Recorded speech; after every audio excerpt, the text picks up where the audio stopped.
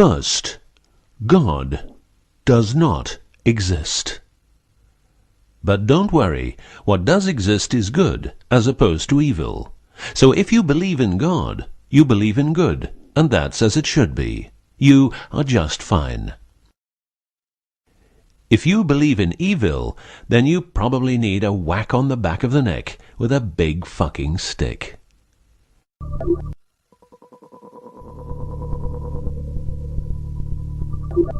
Around 5000 BC, we, Homo sapiens, were genetically modified by space aliens. These aliens first landed where the river Euphrates enters the Persian Gulf. The reason is that in that area, a high concentration of what is called monatomic gold is found in the seawater, while nowadays the highest concentration is found on the islands of Hawaii. The aliens were members of the Annunaki Empire and were on a quest to find this metal that is supposed to enhance and repair all bodily functions and stop the body from aging. Monatomic gold is what is called a superconductive metal. Superconductivity means that if you transport, for example, electricity through a line made of this material, you would not lose any energy as a result of heat dissipation. So if you input 100% of energy, you also output 100% of energy. Now apply this principle to your brain, which is a huge, sensitive electrical machine. The monatomic gold makes your neural pathways act like quantum drive superhighways. This means that all your senses will receive input optimally. In turn, these inputs will be processed optimally, and those parts of your brain you don't use will become more active, so enhancing your memory, making you better understand problems, allowing you to sense evil, detecting lies, becoming telepathic, and even being able to time travel in your mind by seeing the past or the future.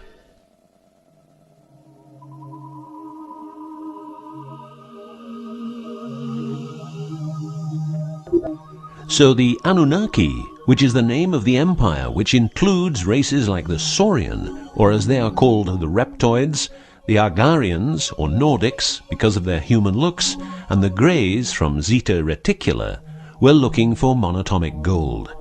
This involved enormous effort because it had to be extracted from seawater, or by processing it in such a way that the gold, usually in pairs of 8 atoms per molecule, could be separated into individual particles.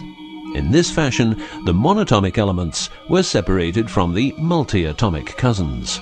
In a similar way, uranium-235 is produced. For the use as intelligent slaves, the Anunnaki took a man, let's call him Adamski, and took out a part of a rib. This is because the rib is a part of the human body that can be removed without causing too much damage, and because the rib contains bone marrow, it's a perfect source for DNA. The Anunnaki modified the DNA for a better manipulation of the humans and implanted it into a woman, let's call her Mulva. Mulva then had children with Adamski, and their children were, just like Mulva, genetically modified. These humans worked for the Anunnaki, but not a lot of humans knew about the Anunnaki, and then, for some reason, the Anunnaki disappeared. An interesting detail is that the symbol for human DNA resembles the word Yah, which is God, but surely this is a coincidence.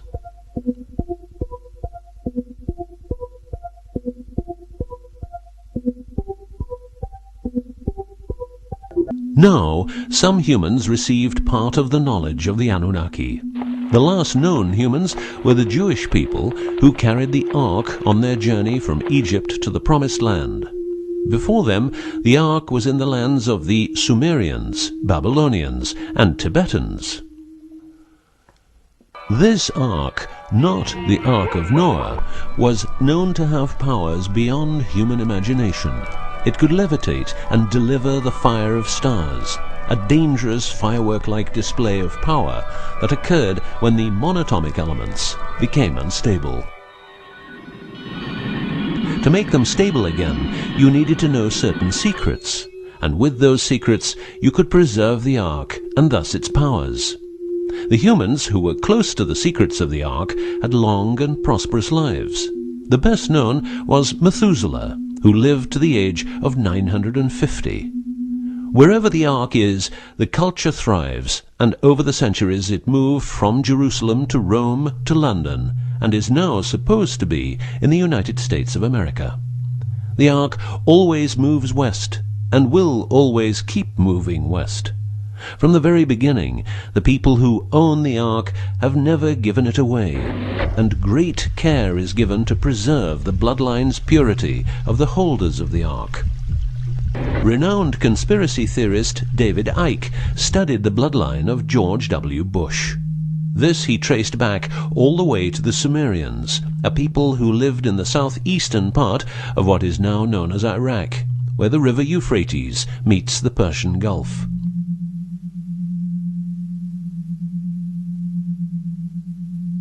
The secrets of the elements of the Ark, scientifically known as ohms, orbitally rearranged monatomic elements, are nowadays hidden by secret societies that have control over society worldwide.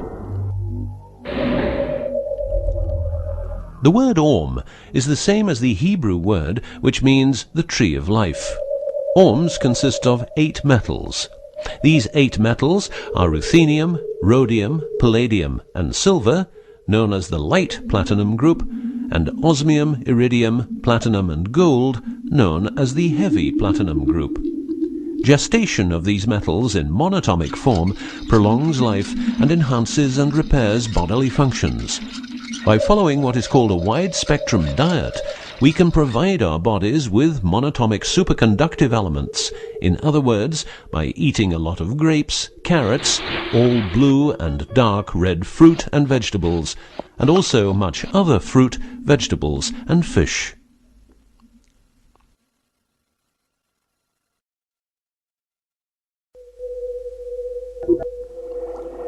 There are countless fragments of footage shot by both Russian and American astronauts, which show the vast number of lights that seem to be attracted by releases of electromagnetic energies by both the Earth and man-made objects such as satellites. In Building 8 of the Johnson Space Center in Texas, the USA, high-resolution pictures taken by satellites are photoshopped each day to remove proof of aliens. In the film The Secret NASA Transmissions, the footage, it becomes clear that astronauts have grown accustomed to these strange anomalies, and that even in 2000, an unprecedented cooperation between NASA, the Russian Space Agency, and a committee of UFO experts was formed to share knowledge on this subject. To better understand this whole story, a few revelations are in place. Everything vibrates because atoms vibrate, and that is because the subatomic particles are in harmonic resonance, a fancy word for vibration and keeping themselves in equilibrium. Gravity is vibration generated by the presence of mass, and it can be neutralized by altering the harmonic resonance of the gravitational field. In other words, if you generate vibrations, you can alter gravity, and with superconductive materials, the amount of energy needed for generating the vibrations is greatly reduced. A practical example of reducing one vibration with other vibrations is the use of anti-sound. If you instantaneously produce the exact opposite waveform that comes towards you in the form of sound, the sound will cease to exist. This is called destructive interference.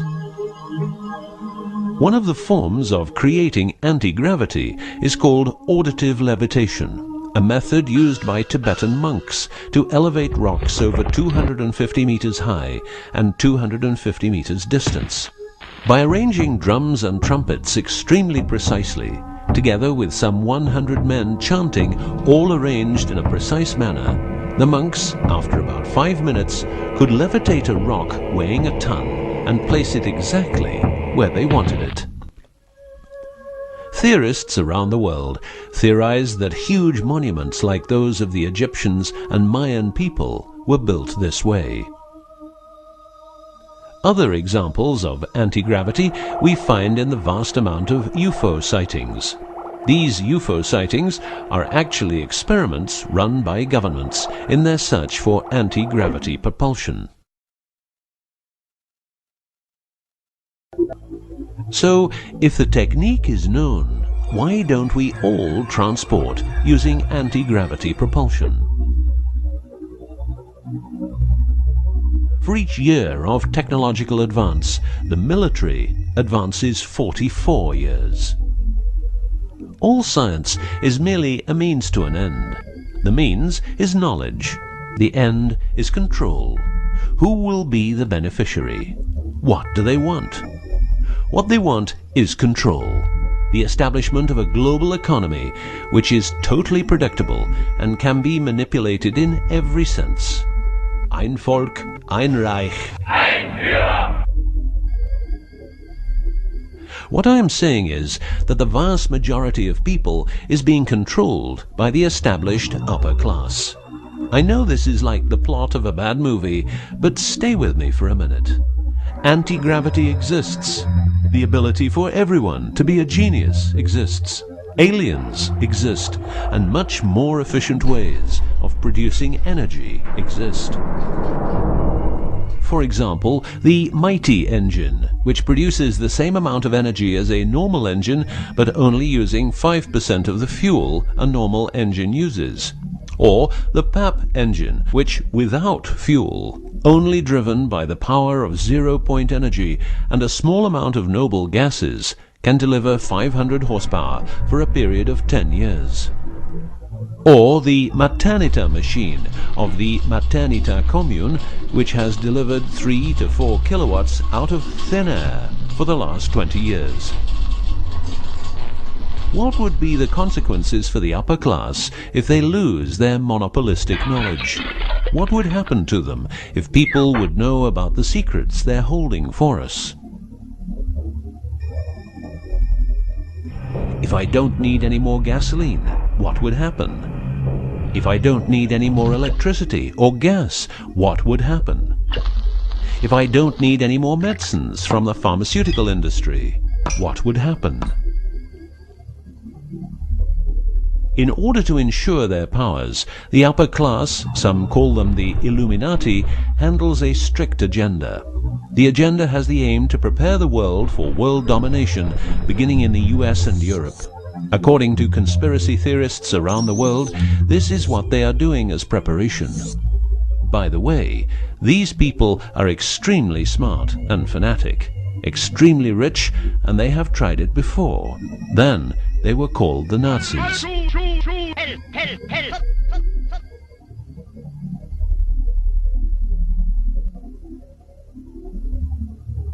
Although what you are going to see and hear sounds very peculiar, remember that a lot of people, for instance, ex-personnel of the US and UK armed forces, have been brutally murdered for making their information public.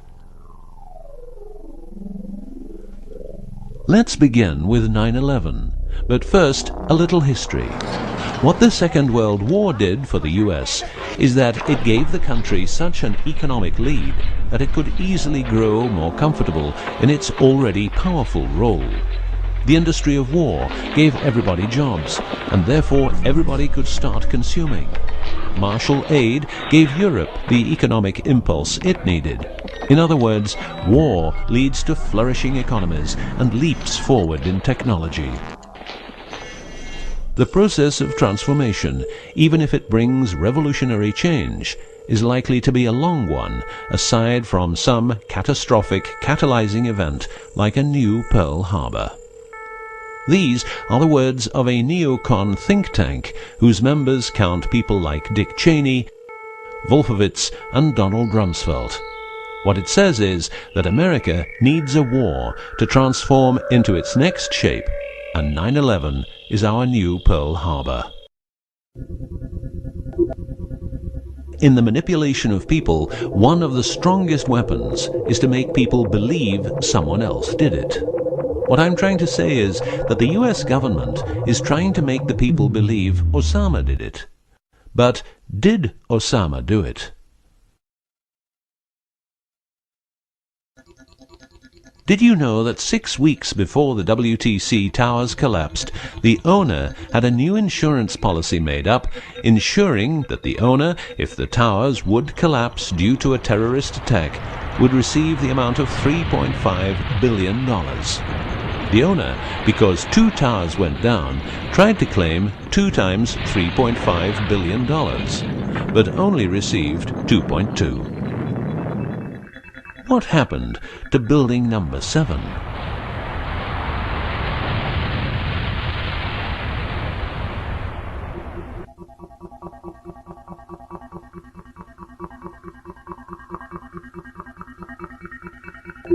In order to control people who can be a hazard to the bad guys have control of a number of tools. One of these tools is the remotely operated electromagnetic frequency weapon.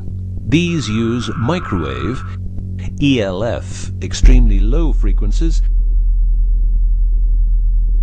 and acoustic frequencies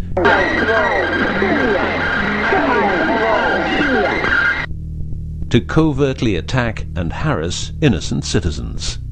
The use of frequency weapons on humans for behavioral control and murder is not new. For well over 50 years, neuro-electromagnetic frequency weapons have been perfected for their covert use in warfare.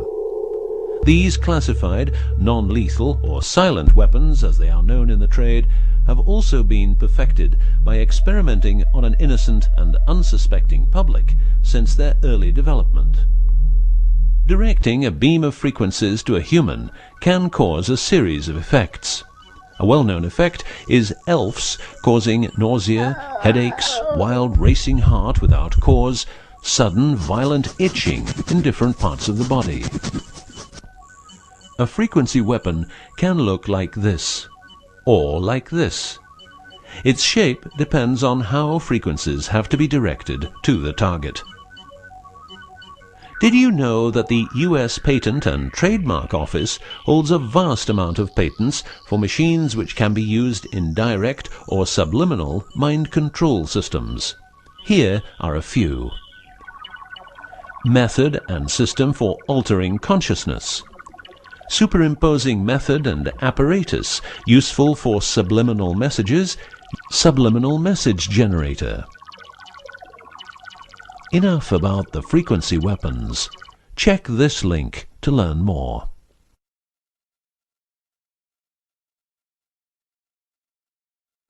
You will realize that to control people, you have to know what they are communicating. So in the 1950s, the UK and USA decided to set up the world's biggest espionage network to make sure all communications between Russians and spies or allies were monitored. This system has continuously been updated since the day it became operational. The system's name is Echelon and consists of a vast network of listening posts, extremely advanced computers, an enormous number of people, dishes, and taps. Echelon's computers capture every communication via Internet, GSM, UMTS, landlines, TV and radio broadcasts, satellite communications, private, military and diplomatic, and listens to every word. The computers work with a list of keywords, and when a message contains one or more keywords, the message is directed to a specialist who examines the message. If it is suspicious, further action may be taken. Echelon centers are around the world, but here are the best-known locations. Menwith Hill, North Yorkshire, England. HARP, Remote Mind Control Computer Center, Alaska. Pine Gap, near Alice Springs, Northern Territory, Australia. Pine Gap has a complex of radomes, a huge computer room, and about 20 support buildings. The signals analysis section of the computer room is staffed exclusively by CIA and NSA analysts. Within the USA, Australia and the UK, the NSA can plug into every telephone call and message entering, leaving or transiting the country. The NSA is also constructing a network of towers up to 500 feet high, each tower at a distance of 200 miles from each other and stretching from the east to the west of the US. The network is called GWEN, Ground Wave Emergency Network. This network transmits very low frequencies combined with ultra-high frequencies and is used in case the communication systems in the US are rendered useless because of a nuclear attack. Coincidentally, the frequencies of GWEN coincide with the frequencies being used by frequency weapons. Also coincidental is the fact that mobile telephone systems like GSM and UMTS also operate in the same frequency areas as some frequency weapons. To further prepare for global domination, the secret US government, led by the corrupt holders of the Ark, also known as the Illuminati, or the New Global Union, or the New World Order, or just plain Nazis using the Eye of Lucifer as their symbol, has started building since the 1940s large underground bases with every commodity you can think of. These bases are basically large cities underground, connected by high-speed magneto-leviton trains that have speeds up to Mach 2. According to Phil Schneider, the black budget is a secret budget that garners 25% of the gross national product of the United States. The black budget currently consumes trillions of dollars per year. Presently, there are over 129 deep underground military bases, or DUMBs, in the United States. These underground bases were built using nuclear-powered laser drills that can drill 7 miles per day. Also, dedicated nuclear explosions were held to create large underground spaces. A lot of contractors work in these places, but never more than 3 to 4 weeks. Always under strict supervision, and before entering a site, they are warned that if they talk about what they see, it will cost them their lives. As mentioned, men are the result of a genetic modification by space aliens. These aliens have been on Earth for a long time and lived in large underground cities all over the world.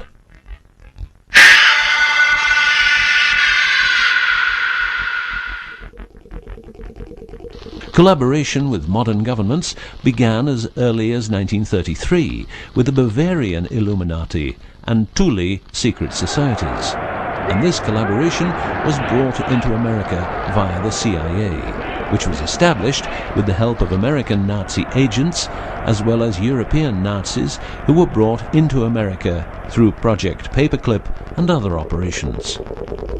It was agreed that the aliens and the upper-class secret government would help each other, as agreed in the 1954 Greada Treaty.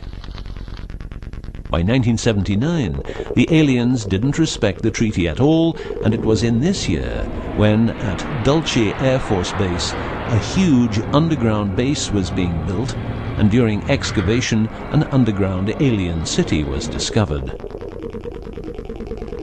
There are several species of aliens working with the US at the Underground 7 level facility at the Alien US Government Biogenetic Research Base in Dulce, New Mexico.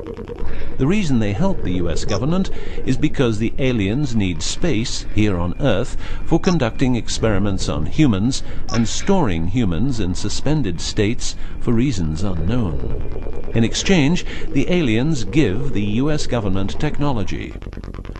Examples of these technologies are stealth aircraft, anti-gravity propulsion, genetic research, quantum technologies, computer technology, biological warfare, medicine, GSM, etc. The greatest weapon the devil has is the disbelief people have in him. The devil represents evil, and those who want to dominate are the evil ones because they keep their knowledge from saving lives and improving the world. Instead, the evil ones will make the people more docile and stupid, using more tricks in order to achieve their goal, which is world and universal domination. The story of the aliens seems so unreal that, like the devil, it is subject to ignorance and ridicule, and that is its greatest weapon. In the past and present, the evil ones have tried a number of methods and products to manipulate people. AIDS, invented by a laboratory in Chicago, Illinois in 1972. It was a biological weapon to be used against the people of the United States. Second, the US government has a Tesla device to generate earthquakes. NASA only landed on the moon once. Almost 90% of drugs trafficking is organized by the biggest secret services in the world, like CIA, NSA, MI5, MI6, and so on. Since the US is in Afghanistan, poppy production has reached an all-time high, and never has there been so much heroin on the market. People who don't need drugs needn't worry. Their needs are covered by the pharmaceutical industry. The global warming story is a hoax. The Earth is warming up, but not as a result of CO2 produced by man, but because the cycle of the Earth is just like it is. Remember that 10,000 years ago, the whole northern part of the world was covered in ice. It's what we call an ice age. The Ark, in its recent form, started its journey in the deserts of Egypt and was carried to the Holy Land by the Jewish people. In Jerusalem, the Ark started its journey around the world heading west. Everywhere the Ark has been, one or more obelisks are erected as a symbol of establishment. In the future, the Ark will travel to China, Russia, Iran, until it reaches Jerusalem again, which means the whole world will be under the influence of Lucifer's eye. That will be the moment the Annunaki Empire will settle and rule Earth uncovertly. On many important sites in the world, buildings carrying symbols of Lucifer's return are common. The best-known example is the Pentagon, which suggests a pentagram referring to the Jewish symbolism and the symbolism of the Ark. Another example is the Israeli High Court. It's a building with dozens of satanic and secret symbols. Like the eye of Lucifer, an inverted cross you can walk on. Its numerical anomalies. It was built in exactly 750 days.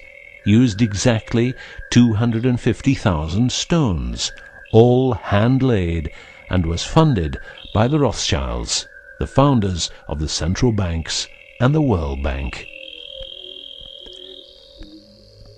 These buildings celebrate the coming of and will serve as headquarters for the evil ones. From here, every communication will be monitored. The underground cities will then be used as detention camps, where the bodies of resistance people will be converted into soulless zombies. The army of the NWO and its intelligence agencies will be able to track and trace everybody on Earth and influence their opinions or simply dispose of them. Socially, everybody will be watched by their neighbors and friends and mobbed if they have different opinions. The rich, richer and smarter, the poor, poorer and dumber, will support the pyramid with Lucifer's eye on top, as it has always been. This will be the future, and the future is now.